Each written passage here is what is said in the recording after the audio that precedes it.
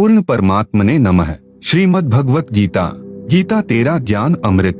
जीव हमारी जाति है, मानव यानी मैनकाइंड धर्म हमारा। हिंदू, मुस्लिम, सिख, ईसाई धर्म नहीं कोई न्यारा। भूमिका। गीता एक पवित्र सत्य ग्रंथ है जो अध्यात्म ज्ञान का कोश है। इसे वर्तमान में हिंदुओं के ग्रंथ के नाम से जाना जाता है। वास्तव में पवित्र गीता विश्व का ग्रंथ है। इसकी उत्पत्ति आज सन 2012 से लगभग 5550 वर्ष पूर्व महाभारत के युद्ध के समय हुई थी। उस समय कोई धर्म नहीं था, एक सनातन पंथ था यानी मानव धर्म था। शब्द खंड नहीं होता। यह उन पुण्यात्माओं के मस्तिष्क रूपी व्हाट्सएप में पहुंच जाता है जिनका नेटवर्क सही होता है। यह महर्षि व्यास जी यानी श्री कृष्ण द्वैपायन के मस्तिष्क रूपी व्हाट्सएप में लोड हो गया था। उसी से श्री वेद व्यास जी ने पवित्र श्रीमद् भगवत गीता को कागज पर लिखा या ताड़ वृक्ष के पत्तों पर खोदा, जो आज अपने पास पवित्र गीता उपलब्ध है। गीता शास्त्र में कुल 18 अध्याय तथा 700 श्लोक हैं। मैंने इस पवित्र पुस्तक से आवश्यकता अनुसार विवरण लेकर ग्रंथ गीता तेरा ज्ञान अमृत की रचना की है। जैसे वन यानी फॉरेस्ट में जड़ी बूटियां होती हैं, वैद्य उस वन से आवश्यक जड़ी निकाल लेता है, उससे जीवनदायिनी औषधि तैयार कर लेता है,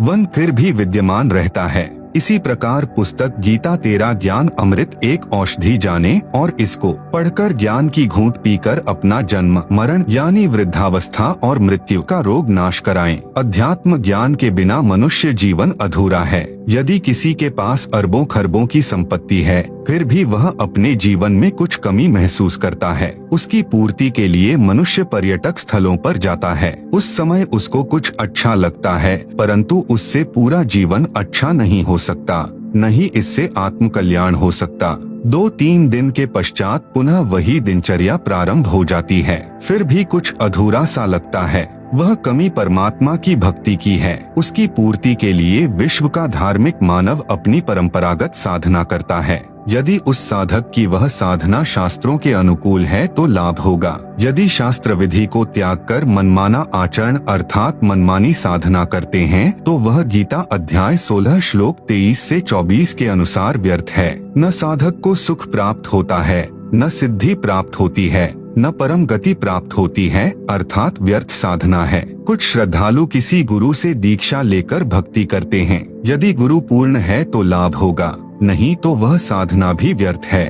आप जी को इस पुस्तक गीता तेरा ज्ञान अमृत में जानने को मिलेगा कि प्रमाणित शास्त्र कौन से हैं जिनके अनुसार साधना करें। शास्त्र विधि अनुसार साधना कौन सी है, उस साधना को करने की विधि क्या है, किस महात्मा से प्राप्त होगी, पूर्ण गुरु की क्या पहचान है, वह भी इसी पुस्तक में पढ़ेंगे। यह पुस्तक विश्व के मानव को एक करेगी जो धर्मों में बंटकर आपस में लड़ कर मर रहा है। गीता शास्त्र किसी धर्म विशेष का नहीं है। यह तो मानव कल्याण के लिए उस समय प्रदान किया गया था जब कोई धर्म नहीं था, केवल मानव धर्म था। मेरा नारा है, जीव हमारी जाति है, मानव यानी मैनकाइंड धर्म हमारा। हिंदू, मुस्लिम, सिख, ईसाई धर्म नहीं कोई न्यारा।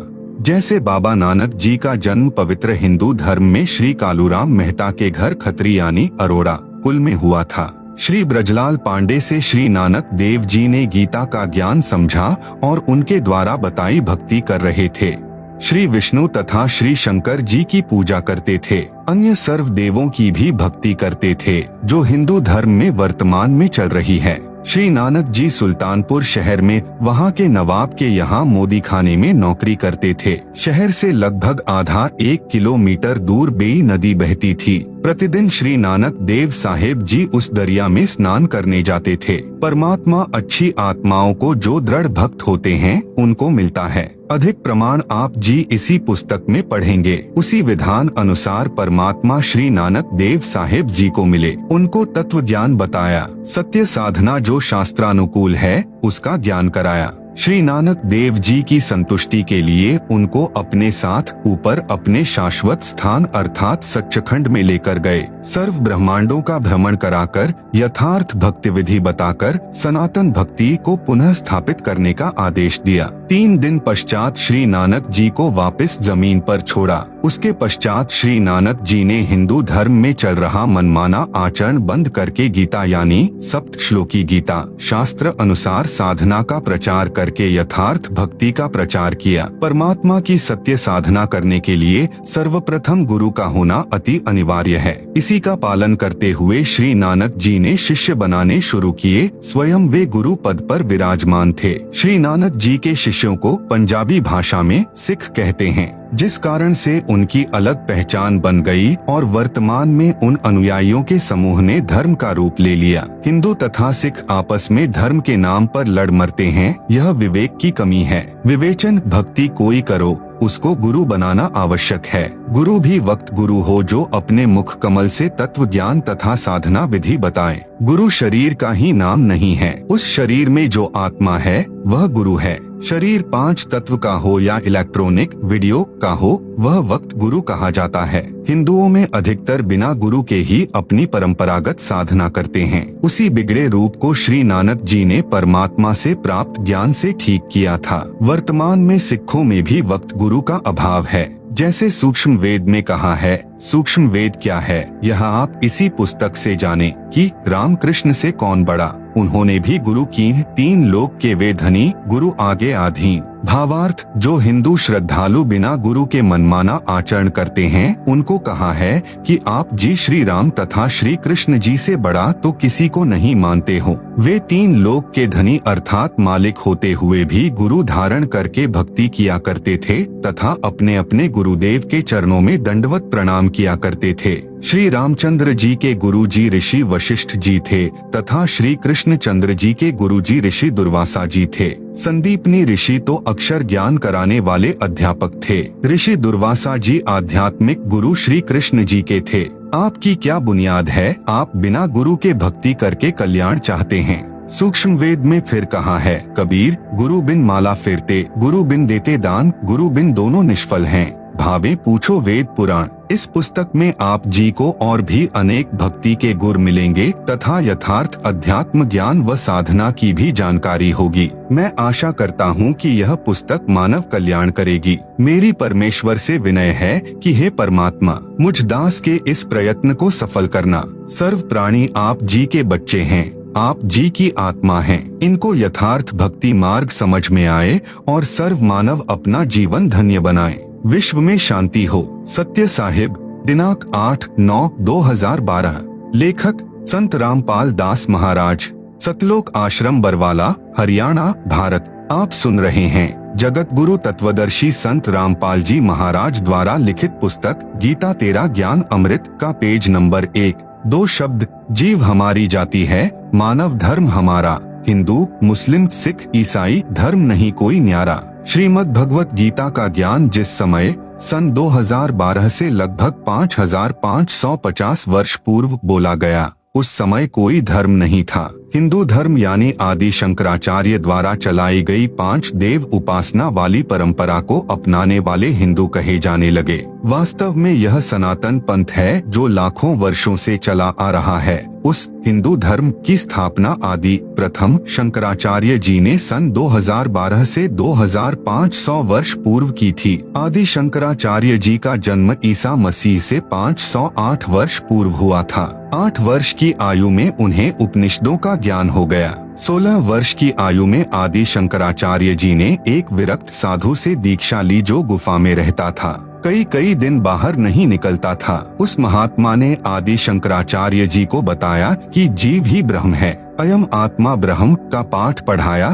तथा चारों वेदों में यही प्रमाण बताया। लोगों ने आदि शंकराचार्य जी से पूछा कि यदि जीव ही ब्रह्म है तो पूजा की क्या आवश्यकता है? आप भी ब्रह्म, हम भी ब्रह्म, ब्रह्म का अर्थ परमात्मा। इस प्रश्न से आदि शंकराचार्य जी असमंजस में पड़ गए। आदि शंकराचार्य जी ने अपने विवेक से कहा कि श्री विष्णु, श्री शंकर की भक्ति करो। फिर 5 देवताओं की उपासना का विधान दृढ़ किया। Number 1 Shri Brahma ji, number 2 Shri Vishnu ji, number 3 Shri Shiv जी, नंबर 4 श्री देवी जी, नंबर 5 श्री गणेश जी, परंतु मूल रूप में इष्ट रूप में तमगुण शंकर जी को ही माना है। यह विधान आदि शंकराचार्य जी ने 20 वर्ष की आयु में बनाया, अर्थात 488 ईसा पूर्व हिंदू धर्म की स्थापना की थी। उसके प्रचार के लिए भारत वर्ष में चारों दिशाओं में एक एक शंकर मठ की स्थापना की।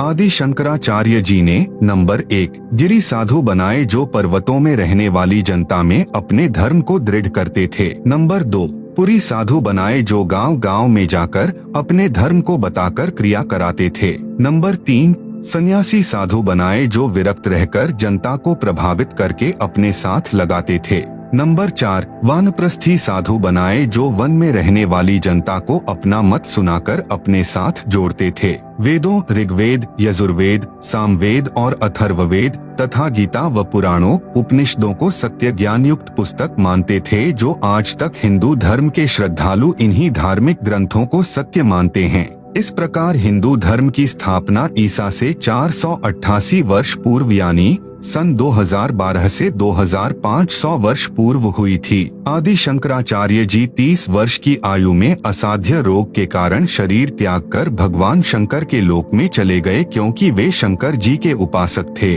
उन्हीं के लोक से इसी धर्म की स्थापना के लिए आए माने गए हैं।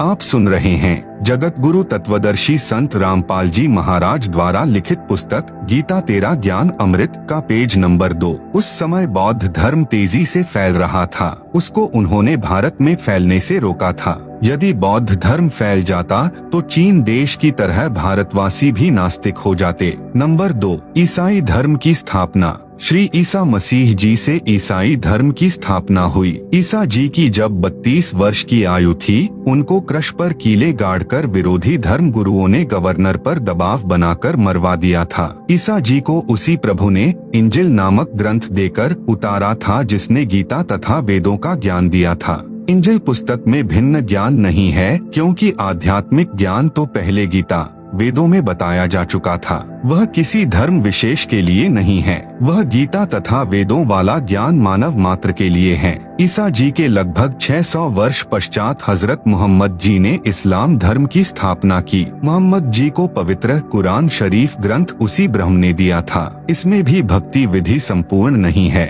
सांकेतिक है, क्योंकि भक्ति का ज्ञान वेदों गीता में बता दिया था। इसलिए कुरान शरीफ ग्रंथ में पुनः बताना अनिवार्य नहीं था। जैसे गीता अध्याय 4 श्लोक 34 में, यजुर्वेद अध्याय 40 मंत्र 10 में कहा है कि पूर्ण परमात्मा जिसने सर्व सृष्टि की रचना की है, उसके विषय में किसी तत्वदर्शी संत से पूछो, वे ठीक ठीक ज्ञान तथा भक्ति विधि बताएंगे। जो संत उस पूर्ण परमात्मा का ज्ञान जानता है तो वह सत्य साधना भी जानता है। बाइबल ग्रंथ का ज्ञान भी गीता ज्ञान दाता ने ही दिया है। बाइबल ग्रंथ 3 पुस्तकों का संग्रह है। नंबर 1 जबूर, नंबर 2 तौरत, नंबर 3 इंजिल। बाइबल ग्रंथ के उत्पत्ति ग्रंथ में प्रारंभ में ही लिखा है कि परमेश्वर ने मनुष्यों को अपनी सूरत अर्थात स्वरूप के अनुसार उत्पन्न किया है, नर नारी करके उत्पत्ति की है। 6 दिन में सृष्टि की रचना करके परमेश्वर ने 7वें दिन विश्राम किया। कुरान शरीफ पुस्तक कुरान शरीफ में सूरती फुरकानी नंबर 25 आयत नंबर 52 से 59 में कहा है कि अल्लाह कबीर ने 6 दिन में सृष्टि रची, फिर ऊपर आकाश में तख्त यानी सिंहासन पर जा विराजा।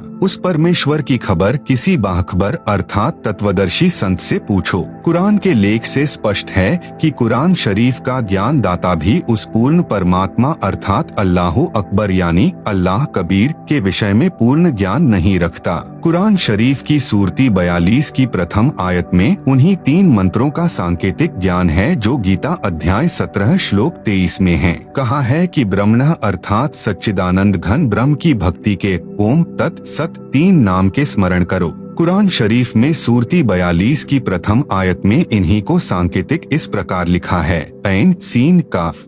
आप सुन रहे हैं जगत गुरु तत्वदर्शी संत रामपाल जी महाराज द्वारा लिखित पुस्तक गीता तेरा ज्ञान अमृत का पेज नंबर 3। ऐन हिंदी का अ अक्षर है जिसका संकेत ओम की ओर है। ऐन का भावार्थ ओम से है। सीन यानी स अर्थात जो गीता अध्याय 17 श्लोक 23 में दूसरा तत् मंत्र है, उसका वास्तविक जो मंत्र है उसका पहला अक्षर स है। यही ओम प्लस सीन या तत् मिलकर सतनाम 2 मंत्र का बनता है और कुरान शरीफ में जो तीसरा मंत्र काफ यानी क है, जो गीता अध्याय 17 श्लोक 23 में लिखे 3 नामों में अंतिम सत मंत्र है। जैसे गुरुमुखी में क को कका, ख को खखा तथा ग को गगा, उ को उड़ा, ई को इड़ा कहते तथा लिखते हैं, इसी प्रकार कुरान में अ सह क को लिखा है। सत मंत्र सांकेतिक है, परंतु वास्तविक जो नाम है उसका पहला अक्षर कर है, वह करीम मंत्र है, जिसे सारनाम भी कहते हैं। जिन भक्तों को मेरे संत रामपाल दास से तीनों मंत्रों का उपदेश प्राप्त है, वे उन दोनों सांकेतिक मंत्रों के वास्तविक नामों को जानते हैं। सर्व ग्रंथों में कुछ समानता।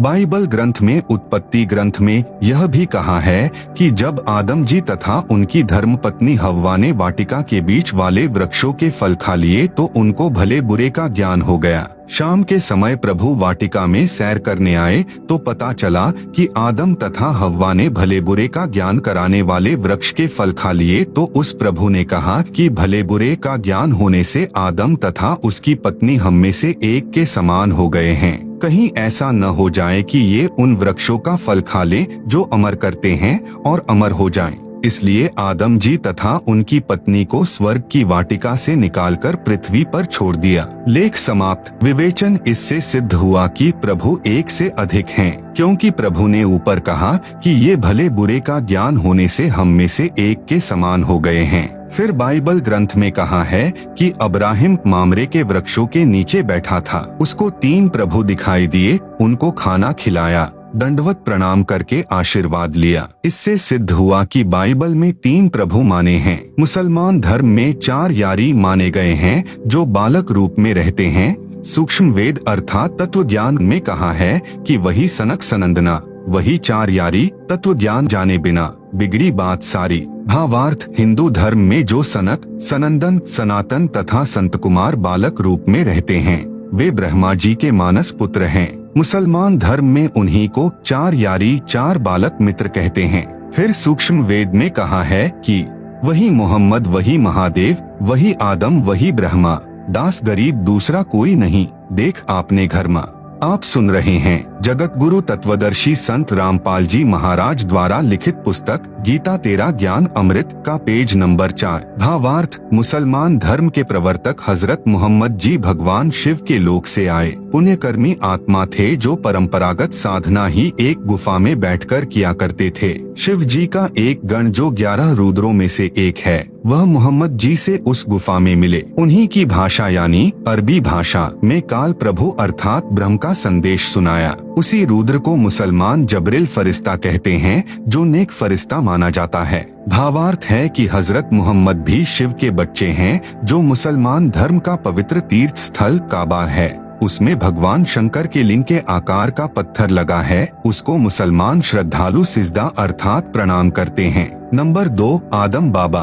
पुराणों में तथा जैन धर्म के ग्रंथों में प्रसंग आता है, जो इस प्रकार है। ऋषभदेव जी राजा नाभिराज के पुत्र थे। नाभिराज जी अयोध्या के राजा थे। ऋषभदेव जी के 100 पुत्र तथा एक पुत्री थी। एक दिन परमेश्वर एक संत रूप में ऋषभ देव जी को मिले, उनको भक्ति करने की प्रेरणा की, ज्ञान सुनाया कि मानव जीवन में यदि शास्त्र विधि अनुसार साधना नहीं की तो मानव जीवन व्यर्थ जाता है। वर्तमान में जो कुछ भी जिस मानव को प्राप्त है, वह पूर्व जन्म जन्मांतरों में किए पुण्यों तथा पापों का फल है। आप राजा बने हो, यह आपका पूर्व का शुभ कर्म फल है। यदि वर्तमान में भक्ति नहीं करोगे तो आप भक्ति शक्तिहीन तथा पुण्यहीन होकर नरक में गिरोगे तथा फिर अन्य प्राणियों के शरीरों में कष्ट उठाओगे। जैसे वर्तमान में इन्वर्टर की बैटरी चार्ज कर रखी है और चार्जर निकाल रखा है, फिर भी वह बैटरी कार्य कर रही है। इन्वर्टर से पंखा भी चल रहा है, बल्ब ट्यूब भी जग रहे हैं।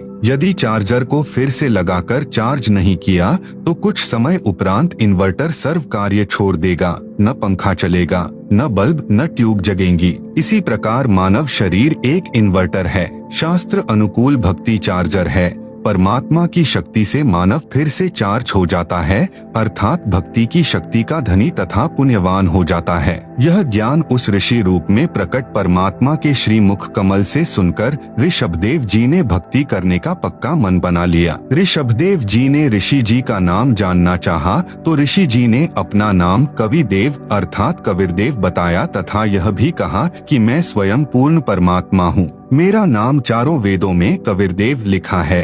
मैं ही परम अक्षर ब्रह्म हूँ। आप सुन रहे हैं जगत गुरु तत्वदर्शी संत रामपाल जी महाराज द्वारा लिखित पुस्तक गीता तेरा ज्ञान अमृत का पेज नंबर 5 सूक्ष्म वेद में लिखा है, ऋषभ देव के आया कभी नामे करतार, 9 योगेश्वर को समझाया जनक विदेह उद्धार। भावार्थ, ऋषभ देव जी को कभी नाम से परमात्मा मिले, उनको भक्ति की प्रेरणा की। उसी परमात्मा ने 9 योगेश्वरों तथा राजा जनक को समझाकर उनके उद्धार के लिए भक्ति करने की प्रेरणा की। ऋषभदेव जी को यह बात रास नहीं आई कि यह कबीरदेव ऋषि ही प्रभु है, परंतु भक्ति का दृढ़ मन बना लिया। एक तपस्वी ऋषि से दीक्षा लेकर ओम नाम का जाप तथा हठ योग किया। ऋषभदेव जी का बड़ा पुत्र भरत था। भरत का पुत्र मारीची था। ऋषभदेव जी ने पहले 1 वर्ष तक निराहार रहकर तप किया, फिर 1000 वर्ष तक घोर तप किया। तपस्या समाप्त करके अपने पौत्र अर्थात भरत के पुत्र मारीची को प्रथम धर्मदेशना यानी दीक्षा दी। यह मारीची वाली आत्मा 24वें तीर्थंकर महावीर जैन जी हुए थे। ऋषभदेव जी ने जैन धर्म नहीं चलाया, यह तो श्री महावीर जैन जी से चला है। वैसे श्री महावीर जी ने भी किसी धर्म की स्थापना नहीं की थी, केवल अपने अनुभव को अपने अनुयायियों को बताया था। वह एक भक्ति करने वालों का भक्त समुदाय है। ऋषभदेव जी ओम नाम का जाप ओमकार बोलकर करते थे। उसी को वर्तमान में अपभ्रंश करके अड़ोंकार मंत्र जैनी कहते हैं। इसी का जाप करते हैं। इसको ओंकार तथा ओम भी कहते हैं। हम अपने प्रसंग पर आते हैं। जैन धर्म ग्रंथ में तथा जैन धर्म के अनुयायियों द्वारा लिखित पुस्तक आओ जैन धर्म को जाने में लिखा है कि ऋषभदेव जी जैनी उन्हीं को आदिनाथ कहते हैं वाला जीव ही बाबा आदम रूप में जन्मा था। अब उसी सूक्ष्म वेद की वाणी का सरलार्थ करता हूँ। वही मोहम्मद, वही महादेव, वही आदम, वही ब्रह्मा, दास गरीब दूसरा कोई नहीं, देख आपने घर माँ। बाबा आदम जी भगवान ब्रह्मा जी के लोक से आए थे, क्योंकि मानव जन्म में की गई साधना के अनुसार प्राणी भक्ति अनुसार ऊपर तीनों देवताओं के लोक में बारी बारी जाता है। अपने पुण्य क्षीण होने पर पुनः पृथ्वी पर संस्कारवश जन्म लेता है। संत गरीब दास जी गांव छुड़ानी जिला झज्जर हरियाणा प्रांत वाले को स्वयं ही वही परमात्मा मिले थे जो ऋषभदेव जी को मिले थे। संत गरीब दास जी ने परमेश्वर के साथ ऊपर जाकर अपनी आँखों से सर्व व्यवस्था को देखा था। फिर बताया है कि आदम जी ब्रह्मा जी के लोक से आए थे, ब्रह्मा के अवतार थे। मुहम्मद जी तमगुण शिव जी के अवतार थे। प्रिय पाठ को अवतार 2 प्रकार के होते हैं। नंबर 1, स्वयं वह प्रभु अवतार लेता है, जैसे श्री राम, श्री कृष्ण आदि के रूप में स्वयं श्री विष्णु जी अवतार धार कर आए थे। परंतु कपिल ऋषि जी, परशुराम जी को भी विष्णु जी के अवतारों में गिना जाता है। ये स्वयं श्री विष्णु जी नहीं थे, विष्णु लोक से आए देवात्मा थे। आप सुन रहे हैं जगत गुरु तत्वदर्शी संत रामपाल जी महाराज द्वारा लिखित पुस्तक गीता तेरा ज्ञान अमृत का पेज नंबर 6। उनके पास कुछ शक्ति विष्णु जी की थी, क्योंकि वे उन्हीं के द्वारा भेजे गए थे। इसी प्रकार हजरत मोहम्मद जी श्री शिव जी के लोक से आए देवात्मा यानी अवतार थे तथा बाबा आदम जी श्री ब्रह्मा जी के लोक से आए देवात्मा यानी अवतार थे। इसी प्रकार ईसा मसीह जी श्री विष्णु जी के लोक से आए देवात्मा यानी अवतार थे। ईसाई श्रद्धालु भी ईसा जी को प्रभु का पुत्र मानते हैं, प्रभु नहीं। संत गरीब दास जी ने कहा है कि यदि आप जी को मेरी बात पर विश्वास नहीं होता तो मेरे द्वारा बताई शास्त्र विधि अनुसार भक्ति साधना करके अपने घर में अर्थात अपने मानव शरीर में अपनी आंखों देख लो। भावार्थ है, शरीर की रचना सर्व धर्मों के मनुष्यों की एक जैसी है। तत्व ज्ञान न होने के कारण हम धर्मों में बंट गए। संत गरीब दास जी ने बताया है कि मानव शरीर में परमेश्वर ने भिन्न भिन्न अंग बनाए हैं। रीढ़ की हड्डी अर्थात बैकबोन यानी स्पाइन के अंदर की ओर कंठ तक 5 कमल चक्र बने हैं। कृपया देखें यह चित्र। शरीर यानी पिंड में कमलों यानी चक्रों का चित्र दिया गया है, जिसे आप पुस्तक में देख सकते हैं। नंबर 1 मूल चक्र। यह चक्र रीढ़ की हड्डी के अंत से 1 इंच ऊपर गुदा के पास है। इसका देवता श्री गणेश है।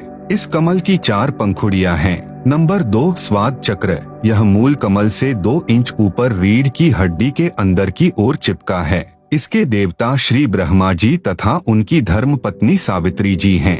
इस कमल की 6 पंखुड़ियां हैं। नंबर 3 नाभि कमल चक्र। यह नाभि के सामने उसी रीढ़ की हड्डी के साथ चिपका है। इसके देवता श्री विष्णु जी तथा उनकी धर्म पत्नी लक्ष्मी जी हैं। इस कमल की 8 पंखुड़ियां हैं। नंबर 4 हृदय कमल चक्र। यह कमल सीने में बने दोनों स्तनों के मध्य में रीढ़ की हड्डी के साथ चिपका है।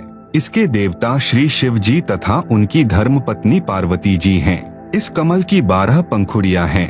आप सुन रहे हैं जगत गुरु तत्वदर्शी संत रामपाल जी महाराज द्वारा लिखित पुस्तक गीता तेरा ज्ञान अमृत का पेज नंबर 7। नंबर 5 कंठ कमल। यह कमल छाती की हड्डियों के ऊपर जहां से गला शुरू होता है उसके पीछे रीढ़ की हड्डी के साथ अंत में है। इसकी प्रधान श्री देवी अर्थात दुर्गा जी हैं। इस कमल की 16 पंखुड़ियां हैं। शेष कमल चक्र ऊपर हैं। नंबर 6 संगम कमल या छठा कमल। यह कमल सुषमणा के ऊपर वाले द्वार पर है। इसकी 3 पंखुड़ियां हैं। इसमें सरस्वती रूप में देवी दुर्गा जी निवास करती हैं। एक पंखुड़ी में देवी दुर्गा सरस्वती रूप में रहती है। उसी के साथ में 72 करोड़ उर्वशी यानी सुंदर परियां रहती हैं, जो ऊपर जाने वाले भक्तों को अपने जाल में फंसाती हैं। दूसरी पंखुड़ी में सुंदर युवा नर रहते हैं, जो भक्त मतियों को आकर्षित करके काल जाल में रखते हैं। काल भी अन्य रूप में इन युवाओं का संचालक मुखिया बनकर रहता है। तीसरी पंखुड़ी में स्वयं परमात्मा अन्य रूप में रहते हैं। अपने भक्तों को उनके जाल से मुक्त कराते हैं, ज्ञान सुनाकर सतर्क करते हैं। नंबर 7 त्रिकुटी कमल चक्र। यह दोनों आँखों की भौहों यानी सेलियों के मध्यम में सिर के पिछले हिस्से में अन्य कमलों की ही पंक्ति में ऊपर है। इसका देवता सतगुरु रूप में परमेश्वर ही है। इस कमल की 2 पंखुड़ियां हैं। एक सफेद यानी वर्ण रंग की, दूसरी काले भंवर यानी भंवरे के रंग की पंखुड़ियां हैं। सफेद पंखुड़ी में सतगुरु रूप में सत्य पुरुष का निवास है। काली पंखुड़ी में नकली सतगुरु रूप में काल निरंजन का वास है। नंबर 8 सहस्र कमल चक्र। यह कमल सिर के मध्य भाग से 2 उंगल नीचे अन्य कमलों की ही पंक्ति में है। हिंदू धर्म के व्यक्ति सिर पर बालों की चोटी रखते थे, कुछ अब भी रखते हैं। इसके नीचे वह सहस्र कमल दल है। इसका देवता ब्रह्म है। इसे क्षर पुरुष भी कहते हैं, जिसने गीता व वेदों का ज्ञान कहा है। इस कमल की 1000 पंखुड़ियां हैं। इनको काल ब्रह्म ने प्रकाश से भर रखा है। स्वयं इसी कमल चक्र में दूर रहता है। वह स्वयं दिखाई नहीं देता, केवल पंखुड़ियां चमकती दिखाई देती हैं। अष्ट कमल दल। इस कमल का देवता अक्षर पुरुष है। इसे परब्रह्म भी कहते हैं। इसकी पंखुड़ियां भी 8 हैं। इसकी स्थिति नहीं बताऊंगा, क्योंकि नकली गुरु भी इसको जानकर जनता को भ्रमित कर देंगे। नंबर 9 शंख कमल दल। इस कमल में पूर्ण ब्रह्म अर्थात परम अक्षर ब्रह्म का निवास है। इसकी शंख पंखुड़ियां है। इसकी स्थिति भी नहीं बताऊंगा, कारण ऊपर लिख दिया है। जो चित्र में दिखाए हैं, इनमें छठा कमल तथा 9वां कमल नहीं दिखाया है। कारण यही है कि विद्यार्थियों की धीरे धीरे ज्ञान वृद्धि की जाती है। कमलों का गहरा रहस्य है। यह कबीर सागर के सारांश में लिखा है। आप सुन रहे हैं जगत गुरु तत्वदर्शी संत रामपाल जी महाराज द्वारा लिखित पुस्तक गीता तेरा ज्ञान अमृत का पेज नंबर 8। शरीर में ये कमल ऐसा कार्य करते हैं जैसे टेलीविजन में चैनल लगे हैं। उन चैनलों में से जिस भी चैनल को चालू करोगे उस पर कार्यक्रम दिखाई देगा। वह कार्यक्रम चल तो रहा है स्टूडियो में, दिख रहा है टीवी में। इसी प्रकार प्रत्येक कमल का फंक्शन है। इन कमलों को चालू करने के मंत्र हैं, जो यह दास यानी संत रामपाल दास जाप करने को देता है। प्रथम बार दीक्षा इन्हीं चैनलों को खोलने की दी जाती है। मंत्रों की शक्ति से सर्व कमल ऑन यानी चालू हो जाते हैं। फिर साधक अपने शरीर में लगे चैनल में उस देव के धाम को देख सकता है, वहाँ के सर्व दृश्य देख सकता है। इसलिए संत गरीब दास जी ने कहा है कि आप अपने शरीर के चैनल ऑन यानी चालू करके स्वयं देख लो कि आदम जी आपको ब्रह्मा के लोक से आए दिखाई देंगे। क्योंकि वहाँ पर सर्व रिकॉर्ड उपलब्ध है। जैसे वर्तमान में यूट्यूब है, इसी प्रकार प्रत्येक देव के लोक में आप जो पूर्व में हुई घटना देखना चाहें आप देख सकते हैं। इसी प्रकार हजरत मोहम्मद जी आपको शिव जी के लोक से आए दिखाई देंगे। इसी प्रकार ईसा जी भी श्री विष्णु जी के लोक से आए दिखाई देंगे। मक्का महादेव का मंदिर है। भाई बाले वाली जन्म साखी में प्रमाण है।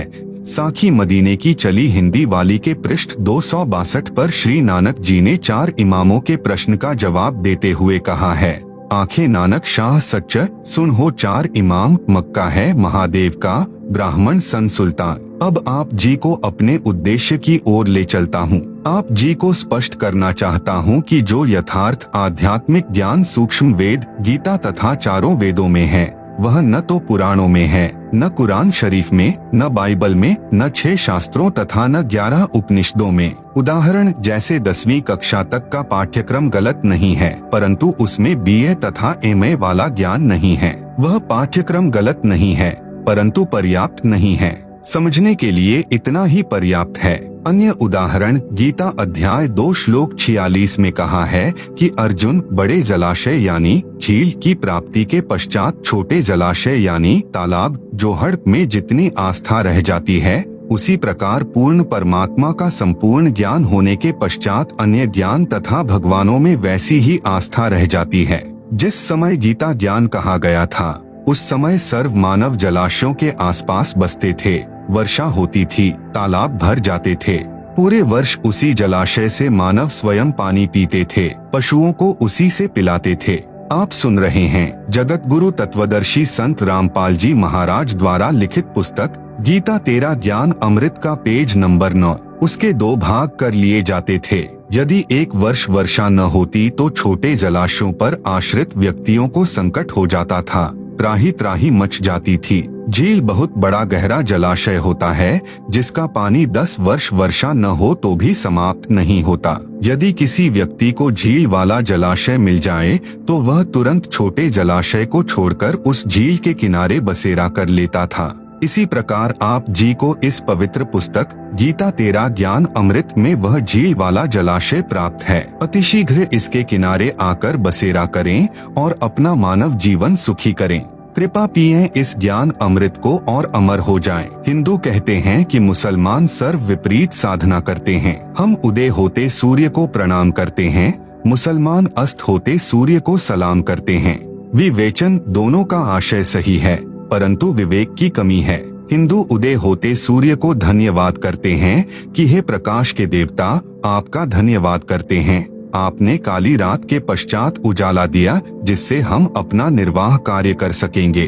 आप ऐसे ही हम पर कृपा बनाए रखना। मुसलमान जानते हैं कि सुबह तो सूर्य देव का धन्यवाद हमारे बड़े भाइयों हिंदुओं ने हम सबकी मंगल कामना करते हुए कर दिया। सूर्य अस्त होते समय हम सूर्य का धन्यवाद कर देते हैं कि हे प्रकाश करने वाले सूर्य, आपने हम सर्व जीवों को प्रकाश प्रदान करके हम पर बड़ा उपकार किया। हम आपका धन्यवाद करते हैं। आप कल फिर इसी प्रकार कृपा करना। आप भी अल्लाह अकबीर की रचना हो और हम भी उसी की संतान हैं। वास्तव में न तो मुसलमान सूर्य की पूजा करते हैं न हिंदू। दोनों पक्ष पूर्व पश्चिम की ओर मुख करके सुबह हिंदू तथा शाम को मुसलमान परमात्मा की भी पूजा करते हैं। पूजा केवल पूर्ण परमात्मा की करनी चाहिए। अन्य देवों फरिश्तों का आदर करना चाहिए। अधिक ज्ञान के लिए आगे पढ़े गीता का सत्य सार इसी पुस्तक में। निवेदन इसी पुस्तक के अंत में पृष्ठ 204 पर गीता प्रेस गोरखपुर से प्रकाशित श्री जयदयाल गोयंदका जी द्वारा अनुवादित गीता के संबंधित अध्यायों के श्लोकों की फोटोकॉपी लगाई है, ताकि आप जी सत्य को तुरंत जान सकें और आप जी को प्रमाण देखने के लिए अन्य गीता खरीदने की आवश्यकता न पड़े। लेखक संत रामपाल दास। आप सुन रहे हैं जगत गुरु तत्वदर्शी संत रामपाल जी महाराज द्वारा लिखित पुस्तक गीता तेरा ज्ञान अमृत का पेज नंबर 10। गीता का सत्य सार। गीता यानी श्रीमद् भगवत गीता। प्रश्न नंबर 1, गीता का ज्ञान कब तथा किसने किसको सुनाया, किसने लिखा? कृपया विस्तार से बताएं। उत्तर, श्रीमद् भगवत गीता का ज्ञान श्री कृष्ण जी के शरीर में प्रवेश करके काल भगवान ने, जिसे वेदों व गीता में ब्रह्म नाम से भी जाना जाता है, अर्जुन को सुनाया।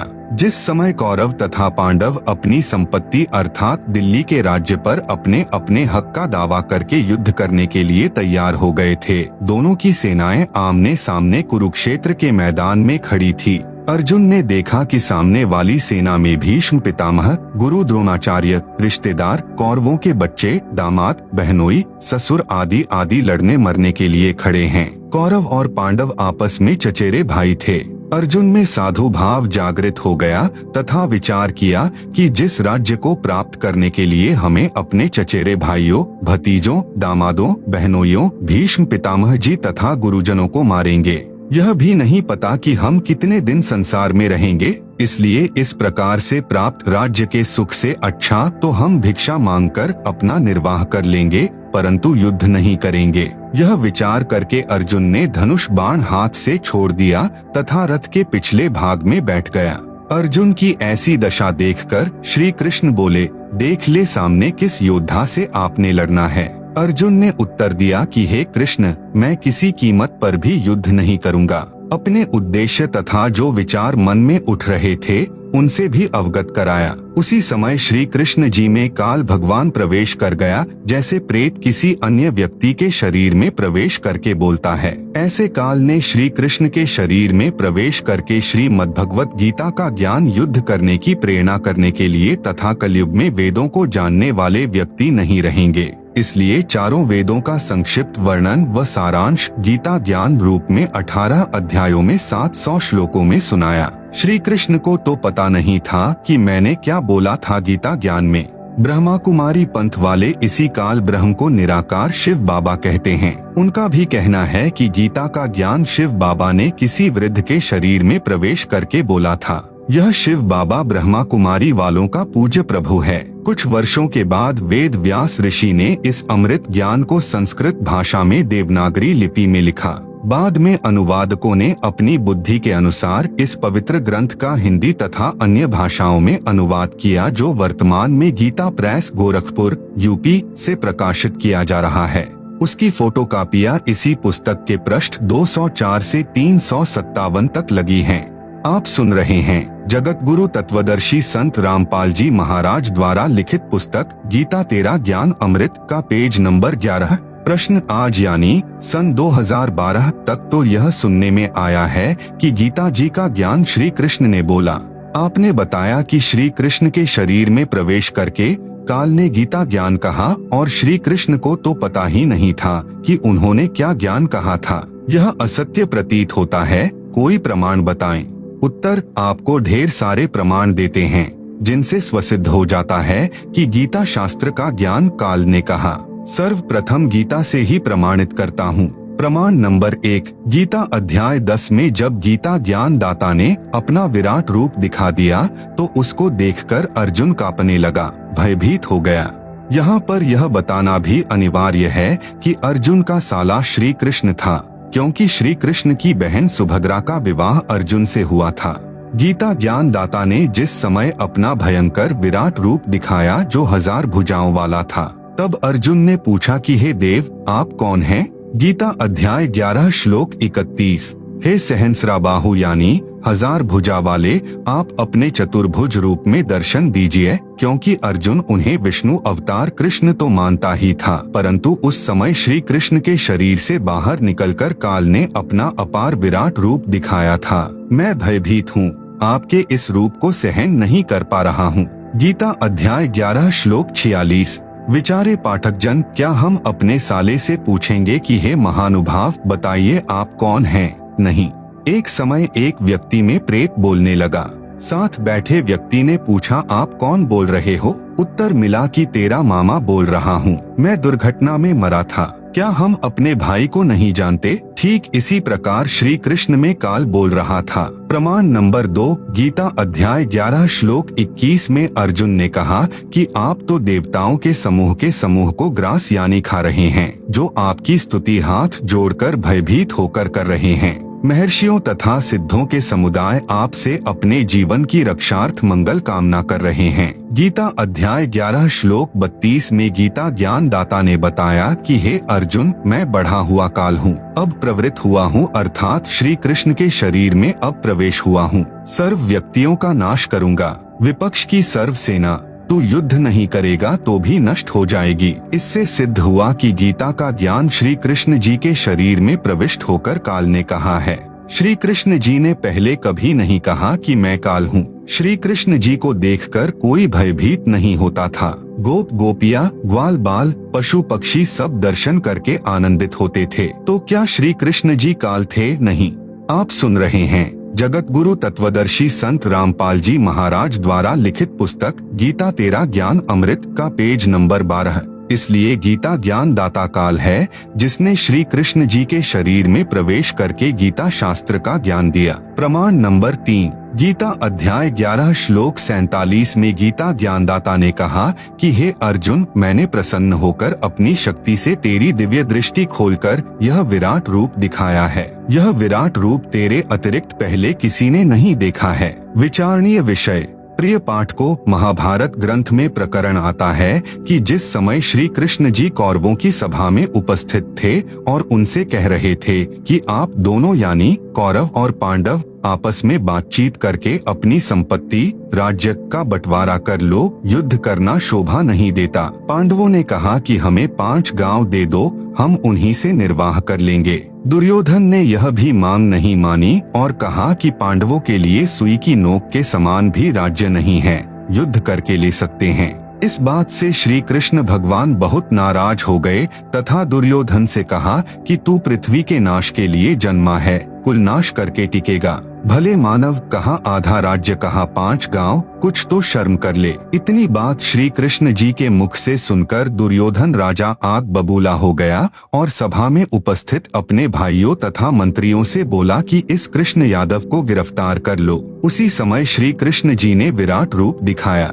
सभा में उपस्थित सर्व सभासद उस विराट रूप को देखकर भयभीत होकर कुर्सियों के नीचे छिप गए, कुछ आंखों पर हाथ रखकर जमीन पर गिर गए। श्री कृष्ण जी सभा छोड़कर चले गए तथा अपना विराट रूप समाप्त कर दिया। अब उस बात पर विचार करते हैं जो गीता अध्याय 11 श्लोक 47 में गीता ज्ञान दाता ने कहा था कि यह मेरा विराट रूप तेरे अतिरिक्त अर्जुन पहले किसी ने नहीं देखा था। यदि श्री कृष्ण गीता ज्ञान बोल रहे होते तो यह कभी नहीं कहते कि मेरा विराट रूप तेरे अतिरिक्त पहले किसी ने नहीं देखा था, क्योंकि श्री कृष्ण जी के विराट रूप को कौरव तथा अन्य सभासद पहले देख चुके थे। इससे सिद्ध हुआ कि श्रीमद् भगवत गीता का ज्ञान श्री कृष्ण ने नहीं कहा, उनके शरीर में प्रेतवत प्रवेश करके काल यानी शरपुरुष ने कहा था। यह तीसरा प्रमाण हुआ। प्रमाण नंबर 4, श्री विष्णु पुराण गीता प्रेस गोरखपुर से प्रकाशित के पृष्ठ 168 पर प्रमाण है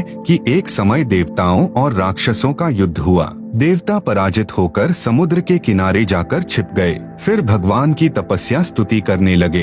काल का विधान है, अर्थात काल ने प्रतिज्ञा कर रखी है कि मैं अपने वास्तविक काल रूप में कभी किसी को दर्शन नहीं दूंगा, अपनी योग माया से छिपा रहूंगा। प्रमाण गीता अध्याय 7 श्लोक 24 से 25 में। इसलिए यह काल यानी शरपुरुष किसी को विष्णु जी के रूप में दर्शन देता है, किसी को शंकर जी के रूप में, किसी को ब्रह्मा जी के रूप में दर्शन देता है।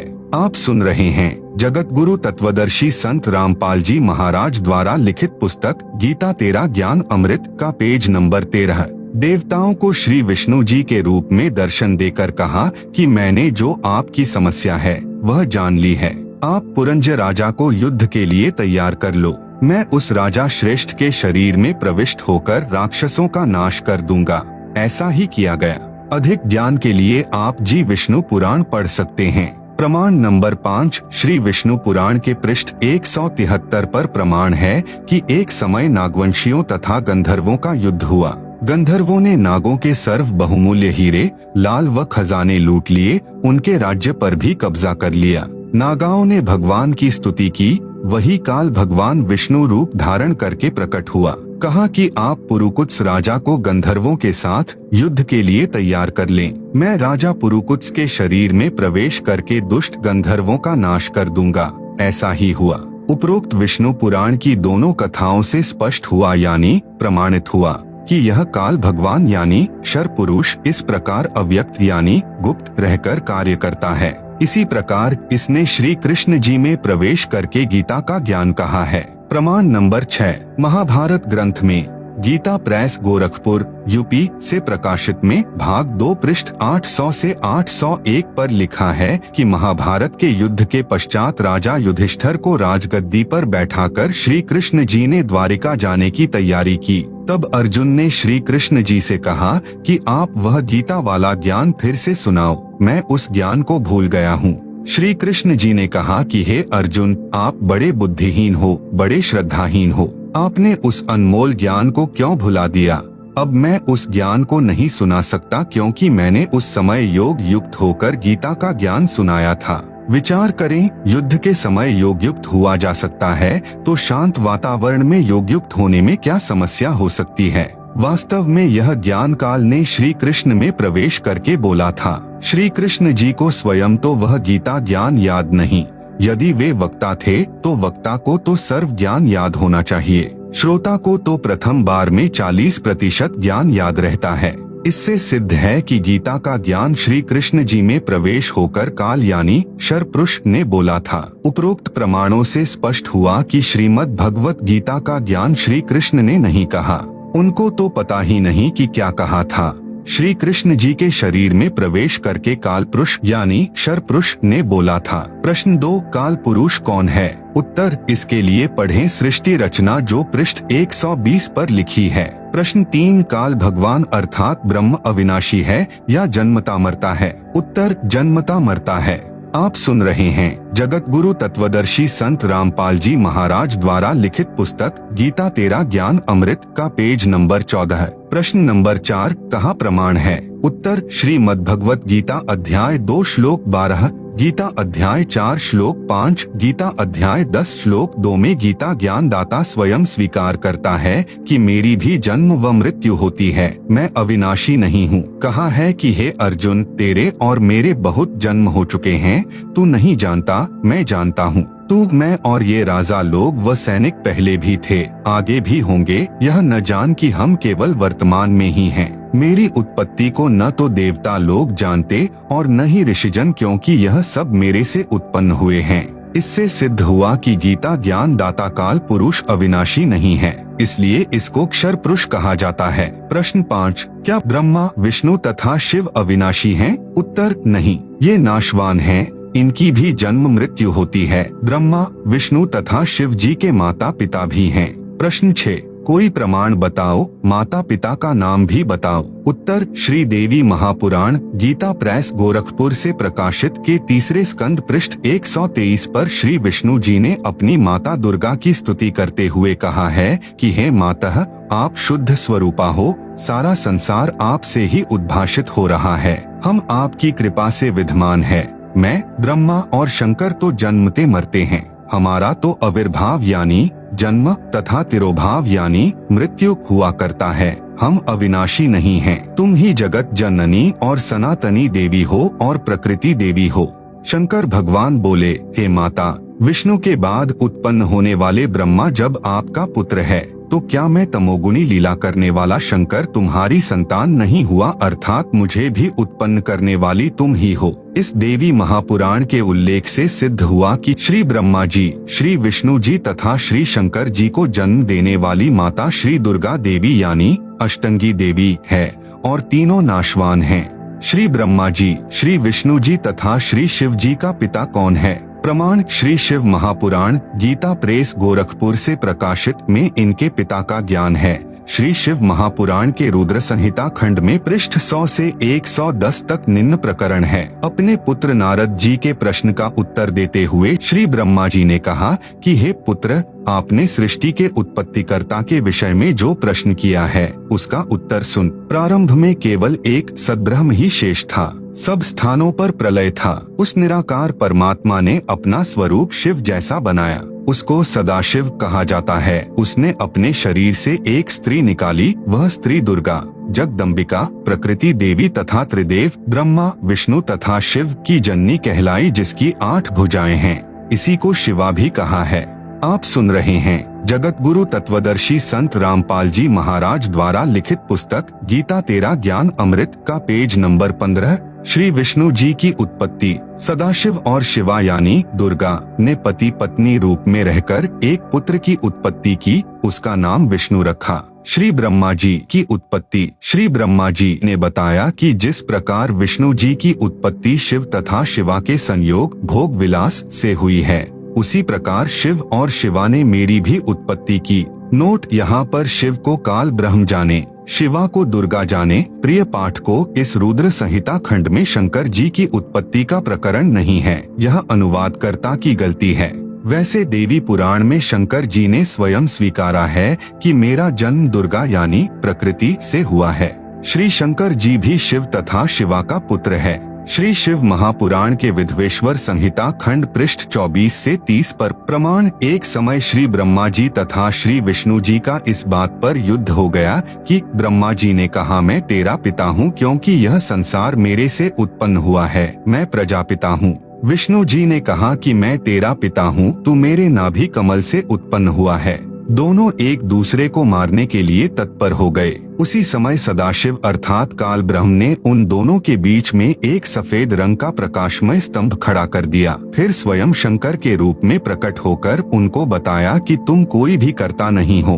हे पुत्रों, मैंने तुमको जगत की उत्पत्ति और स्थिति रूपी 2 कार्य दिए हैं। इसी प्रकार मैंने शंकर और रुद्र को 2 कार्य संहार व तिरोगति दिए हैं। मुझे वेदों में ब्रह्म कहा है। मेरे 5 मुख हैं, एक मुख से अकार यानी अ, दूसरे मुख से उकार यानी उ तथा तीसरे मुख से मकार यानी म, चौथे मुख से बिंदु तथा 5वें मुख से नाद यानी शब्द प्रकट हुए हैं।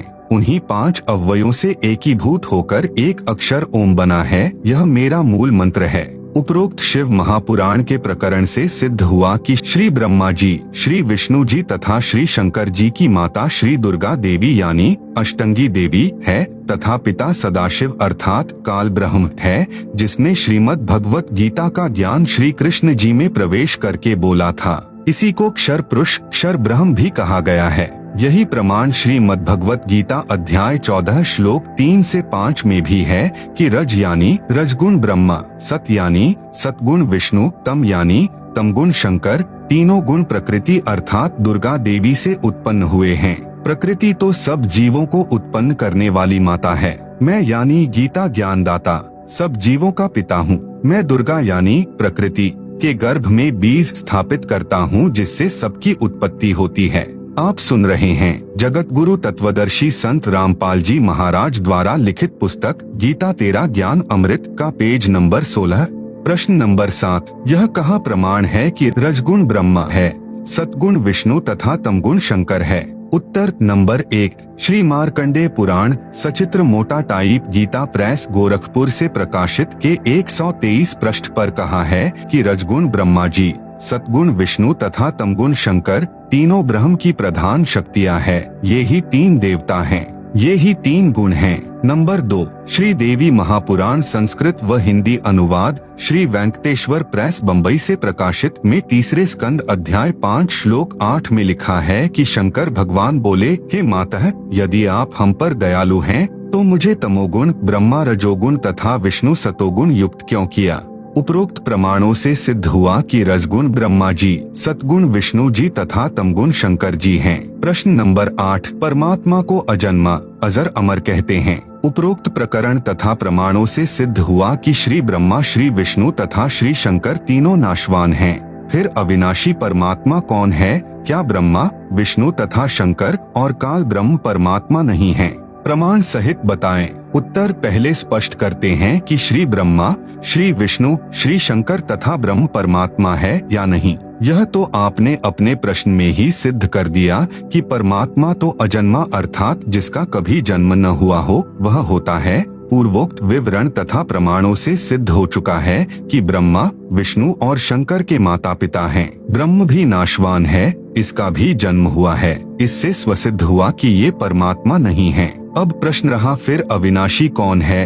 इसके उत्तर में श्रीमद् भगवत गीता से ही प्रमाणित करते हैं कि अविनाशी परमात्मा गीता ज्ञान देने वाले ब्रह्म से अन्य है। श्रीमद्भगवत गीता अध्याय 2 श्लोक 12, गीता अध्याय 4 श्लोक 5, गीता अध्याय 10 श्लोक 2 में गीता ज्ञान दाता ने अपनी स्थिति स्पष्ट कर दी कि मेरी उत्पत्ति हुई है, मैं जन्मता मरता हूँ। अर्जुन, मेरे और तेरे बहुत जन्म हो चुके हैं, मैं भी नाशवान हूँ। गीता अध्याय 2 श्लोक 17 में भी कहा है कि अविनाशी तो उसको जान जिसको मारने में कोई भी सक्षम नहीं है और जिस परमात्मा ने सर्व की रचना की है। अविनाशी परमात्मा का यह प्रथम प्रमाण हुआ। प्रमाण नंबर 2, श्रीमद्भगवत गीता अध्याय 15 श्लोक 16 से 17 में 3 पुरुष यानी प्रभु कहे हैं। गीता अध्याय 15 श्लोक 16 में कहा है कि इस लोक में 2 पुरुष प्रसिद्ध हैं, क्षर पुरुष तथा अक्षर पुरुष। ये दोनों प्रभु तथा इनके अंतर्गत सर्व प्राणी नाशवान हैं। आत्मा तो सबकी अमर है। आप सुन रहे हैं जगत गुरु तत्वदर्शी संत रामपाल जी महाराज द्वारा लिखित पुस्तक गीता तेरा ज्ञान अमृत का पेज नंबर 17 है। गीता अध्याय 15 श्लोक 17 में कहा है कि उत्तम पुरुष अर्थात पुरुषोत्तम तो कोई अन्य ही है, जिसे परमात्मा कहा गया है, जो तीनों लोकों में प्रवेश करके सबका धारण पोषण करता है, वह वास्तव में अविनाशी है। गीता अध्याय 7 श्लोक 29 में कहा है कि जो साधक केवल जरा यानी वृद्धावस्था, मरण यानी मृत्यु, दुख से छूटने के लिए प्रयत्न करते हैं, वे तक ब्रह्म को जानते हैं, सब कर्मों तथा संपूर्ण अध्यात्म से परिचित हैं। गीता अध्याय 8 श्लोक 1 में अर्जुन ने पूछा कि तत्ब्रह्म क्या है। गीता ज्ञान दाता ने अध्याय 8 श्लोक 3 में उत्तर दिया कि वह परम अक्षर ब्रह्म है, अर्थात परम अक्षर पुरुष है। पुरुष कहो चाहे ब्रह्म। गीता अध्याय 15 श्लोक 17 में जो उत्तम पुरुष है तो अन्य परमात्मा इति उदाहृतः कहा है, वह परम अक्षर ब्रह्म है, इसी को पुरुषोत्तम कहा है। शंका समाधान। गीता अध्याय 15 श्लोक 18 में गीता ज्ञान दाता ने कहा है कि मैं उन सर्व प्राणियों से उत्तम अर्थात शक्तिमान हूँ जो मेरे 21 ब्रह्मांडों में रहते हैं, इसलिए लोकवेद अर्थात दंत कथा के आधार से मैं पुरुषोत्तम प्रसिद्ध हूँ। वास्तव में पुरुषोत्तम तो गीता अध्याय 15 श्लोक 17 में स्पष्ट कर दिया। उत्तम पुरुष अर्थात पुरुषोत्तम तो क्षर पुरुष यानी गीता ज्ञान दाता तथा अक्षर पुरुष जो 7 शंख ब्रह्मांडों का स्वामी है से अन्य ही है, वही परमात्मा कहा जाता है। वह सर्व का धारण पोषण करता है, वास्तव में अविनाशी है। वह परम अक्षर ब्रह्म है जो असंख्य ब्रह्मांडों का मालिक है, जो सर्व सृजनहार है, कुल का मालिक है, अर्थात परमात्मा है। प्रश्न नंबर 9, अक्षर का अर्थ अविनाशी होता है। आपने गीता अध्याय 15 श्लोक 16 में भी अक्षर पुरुष को भी नाशवान बताया है, कृपया स्पष्ट करें। उत्तर, यह सत्य है कि अक्षर का अर्थ अविनाशी होता है, परंतु प्रकरणवश अर्थ अन्य भी होता है। गीता अध्याय 15 श्लोक 16 में कहा है कि क्षर और अक्षर ये 2 पुरुष यानी प्रभु इस लोक में हैं। ये दोनों तथा इनके अंतर्गत जितने जीव हैं वे नाशवान हैं, आत्मा किसी की भी नहीं मरती। फिर गीता अध्याय 15 श्लोक 17 में स्पष्ट किया है कि पुरुषोत्तम तो उपरोक्त दोनों प्रभुओं से अन्य है, वही अविनाशी है, वही सबका धारण पोषण करने वाला वास्तव में अविनाशी है। गीता अध्याय 8 श्लोक 3 में तत् ब्रह्म को परम अक्षर ब्रह्म कहा है। अक्षर का अर्थ अविनाशी है, परंतु यहाँ परम अक्षर ब्रह्म कहा है। इससे भी सिद्ध हुआ कि अक्षर से आगे परम अक्षर ब्रह्म है, वह वास्तव में अविनाशी है।